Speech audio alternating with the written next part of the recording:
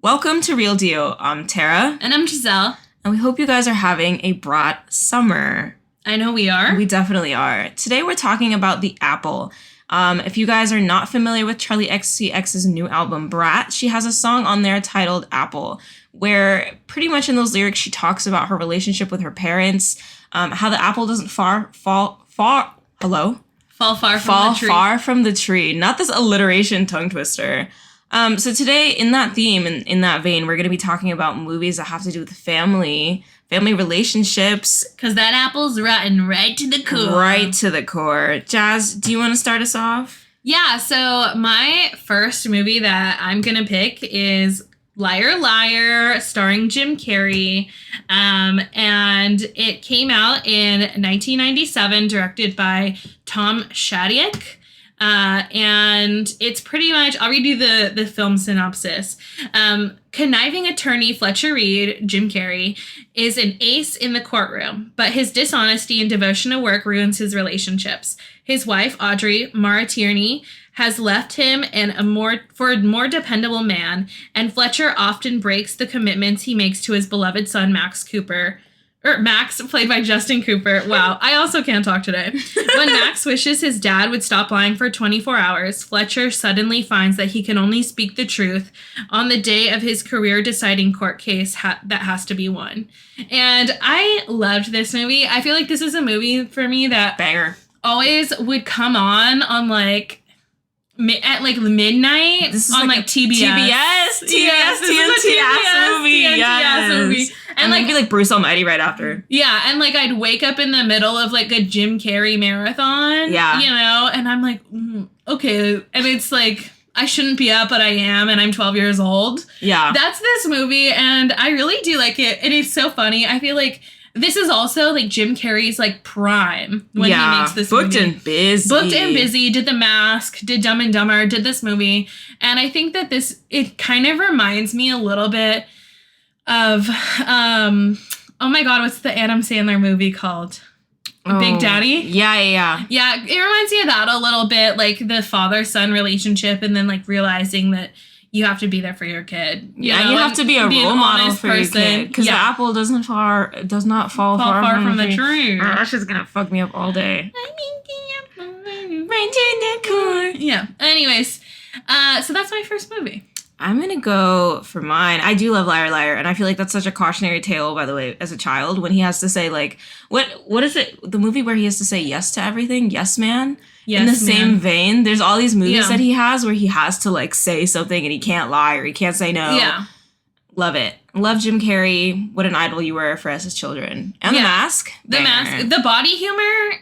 So good. You've heard of body horror. Get ready for body humor. Cronenberg, we've got something new for you. Yeah. Check this out. I'm going with Iron Claw, a more recent release by Sean Durkin in 2023. And this is the actual story of the Von Erich brothers, who were famous in wrestling. The movie, it takes creative liberties with some of the stories because it does leave out a brother, I believe. But that movie is so depressing that I think adding another one would make it just a little unbelievable. I think it was horrific and sad enough. And sons, brothers, champions, that's the true story of the Von Erich brothers, who made history with the intensely competitive world of professional wrestling in the early 1980s. Through tragedy and triumph under the shadow of their domineering father and coach, the brothers seek larger-than-life immortality on the biggest stage in sports. That movie absolutely destroyed me. No, because I was not prepared to sit in that theater and experience the things I experienced. No, and I think it's really decently marketed for those of us who are not familiar with wrestling, because I didn't know anything about the Von Erich brothers. Neither did I. Yeah, I just went into that thinking, okay, wrestling movie slay. And it's this tragic story about this. Literally, I was like, WWE, yeah, whatever. Yeah. I don't know. And then you've got this domineering father who just pushes his son so far that only one of them survives by the end of the movie. Whether it's to suicide or tragic accidents or just, not taking care of themselves because they don't know how. The apple is rotten right to the core with that family. Oh my God, I know. And the way he refused to take responsibility and apologize the whole movie, where he's just kind of dragging them into the ground. And in the name of success, that's an Apple movie to me. No, that really is like Oh, there's layers to it. Honestly, that's the onion. Maybe that's the apple, but that's the onion. That's the onion is rotten right to the core. Yeah. On that one. Yeah. That movie was so... I Was a Brother Once is crazy. Like, I'll just jump off a cliff right now. He didn't have to say all that. No. He did not have to say all that. Zac Efron's best and a true Oscar Oh my god, you know snub. what? I will say Zac Efron's best. Zac Efron's best, yeah. And Oscar snub, dude. Oscar snub. I got nothing. I don't know. Did they... I think it was nominated. I think December was right near the deadline. I thought it got something, like a nomination. Yeah, but honestly, I know it wasn't. I can't remember. It didn't win anything. It didn't make it didn't make the noise it should have made. No. I'll say that. Yeah. You can take it, Jazz. All right. My next film is 400 Blows. It's a 1959 film. Film, bro. Also... Don't you fucking listen to her, I swear to God. This is a cult classic. There's a reason it's on the Criterion channel. I'm saying... Bro. No, but listen, this French film directed by a boy, Francois Truffaut. This is a literally cinephile classic, Criterion classic. If I was in a Criterion closet, this is the one that I pick out. So, if you're not familiar, I'll read you the synopsis. For a young Parisian boy, Antoine Duanel, life is one difficult situation after another. Surrounded by inconsiderate adults, including his neglectful parents, Antoine spends his days with his best friend, Renee, trying to plan for a better life. And when one of their schemes goes awry, Antoine ends up in trouble with the law, leading to even more conflicts with unsympathetic authority figures. And, oh my god, I watched this movie, I feel like this low-key is my film bro, like, it's changed something in my fucking brain, and I was like, oh, I went from, like, I watch movies to, like, I'm a cinephile. I feel like this movie did low-key, like, change something in me, because I watched this, and I was like, wow, this is cinema. Everybody who's seen this movie, spoiler. I haven't seen it. I want to watch it. Okay. I will just say that beach end scene, I think I sobbed for like 2 hours straight. It's on my watch list. I was just thinking about like how, like as a child, you know, this poor kid is just like clearly needs help and is just like seeking attention from his parents, and not even in like necessarily like a bad way. But like he's just like has a like natural curiosity and also desire for affection that he just doesn't get. And so him like pushing the envelope constantly, it like obviously gets him into trouble. And I'm just like, really? Like if his parents just paid attention to him, he would have been fine. Instead, they're like beating his ass. And I'm just like, oh, I don't know. That movie just really... A classic struggle. Yeah. I felt that one. Yeah. It was just like... so insane, Tara. You have to watch that movie. I'm gonna watch it. I was thinking about watching it the other night, and I don't remember what I ended up watching instead. You know what? It might have been Twisters. I'm not gonna lie to you. Oh my god. I think I watched Twister again. Right, Yeah. I'm gonna watch it. I promise. Your next film? I promise. I'm gonna redeem myself. My next movie is American Beauty. I absolutely adore that movie, and it was actually shown to me by my mother, which I feel like is right, so in theme. Actually, I have this framed. I have a framed thing of American Beauty in my living room, or I think the bathroom. Yeah. 1999, directed by Sam Mendes. I'm like all over the place today. Dude, honestly, if you're listening to this podcast, thank you. Thank you. Right now, if you're listening to this part, y'all, it has been a crazy week. It has been quite the week. Also, you guys, it's the Olympics. So right now my brain is Olympics. No, because we have it on. We have the Olympics on. It's on our upper screen. Yeah, we're watching that right now. Simone Biles slay. Simone Biles mega slay. We're watching the diving portion. And Tyler Downs just went from the US. Slay. Anyway, back to American Beauty. Starring Kevin Spacey, Annette Bening, Thora Birch, Wes Bentley, and Mina Suvari. Geez, what can I say about this movie? I think that if you go into this blind, it's absolutely best. This movie was made in 1999, so I feel like most people are probably familiar with it. But if you haven't seen it and you don't know anything about it, go into it absolutely blind. It's about suburban house father who hates his job, hates his wife. His kids don't fucking like him. He gets up and does the same thing every day, and he feels trapped in his life. He's going through a midlife crisis, and he falls in love with his daughter's best friend.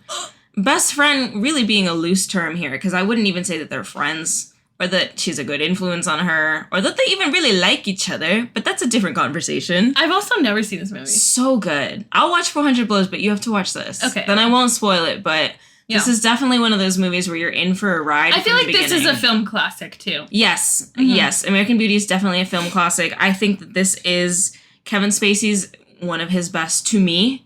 And he's been in a lot, but this is my favorite that he's in. Mm-hmm. I hate that man, by the way. We don't support abusers on this pod, but I will talk about this movie for the sake of everyone else in it and for what it has contributed to modern cinema. It's so good. This really is an Apple film to me because that shit is rotten straight down from Thora Birch's parents up the line to the rest of the kids. Yeah. It's just fucked up. Everybody's fucked up. The neighbors are fucked up. The whole suburban town is fucked up. So I think it's worth watching. It's very shocking. I feel like there's some plot twists in there that are kind of crazy. It's a good watch. I don't know if you'll feel good after. But it's a good watch. I'll say that much. Yeah. My last film is going to be The Royal Tenenbaums, 2001, directed by my guy, Wes Anderson. And this movie, star-studded cast, I have to say, as every Wes Anderson movie is. I agree. But I love this movie. Literally, this is like the Wes Anderson movie that I feel like gets parodied the most next to like Moonrise Kingdom and Grand Budapest. Yeah. It's just like so Wes. And if you don't know what the movie's about, pretty much it's about like all of these siblings growing up under Royal Tenenbaum, their father, and just like dealing with how neglectful he is as a dad and also absent. And they're dealing with their own like internal struggles as siblings and the effect of their parenting trickling down into their relationships as well. And then also like their mother, who is kind of like an enigmatic recluse that they see later on in the film. And it's just like the way that they talk to each other is so fucking insane. And and then they realize like, oh, we are exactly like our parents. Yeah. You know? I think no matter how hard you try to fight that, sometimes you do end up. Yeah, I think like even if you aren't like exactly like your parents, you really do like end up with some of those traits later on. I know I definitely have been like, I will never be like my mom and dad. And you do. You end up like that. You end up repeating it or creating habits that are like versions of it in like your own way. That resistance builds different habits that your kids will probably look at and be like, fuck, I'll never be like that. And no, because that like the pre-trauma is birth control enough for me. Like, I'm okay. But also like this movie has a really fucking great score. Like Elliott Smith is one of my favorite musical artists. And so Needle in the Hay when Luke Wilson's trying to kill himself. Oh my God. Gets me every time, y'all. I will not lie. I think it's visually stunning too. There's not a Wes Anderson movie that is not fun to look at. Yeah, it has that like Y2K like super saturation. I love that. My last movie is The Farewell, directed by Lulu Wang in 2019. I'm going to say something crazy that I've never said on this pod before. Awkwafina is so good in this movie. Oh my God, I do agree. She's really good in this movie. And I wish that we would get more performances like this from her instead of like everything else that she gives us. But I understand. Maybe that's what pays the bills. What's that one she did? Ocean's 8? Oh, yeah. She was okay in that. She didn't do the accent.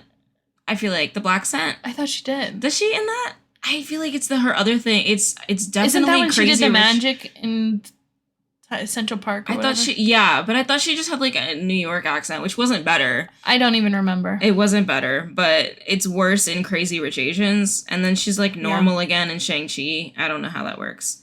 I don't know. Understand. And then she appropriated robot culture in the new SpongeBob movie. Fuck you, Aquafina. No, I'm just kidding. I haven't seen that. No, just kidding. No, she plays a robot. She literally plays a robot and she talks like this. Not the AI community upset too. Damn. Fuck. She got offs on every side. I am not an Aquafina defender, by the way. I don't want to go down like that. No. I think this movie is so beautiful. A headstrong Chinese American woman returns to China when her beloved grandmother is given a terminal illness. Or terminal diagnosis.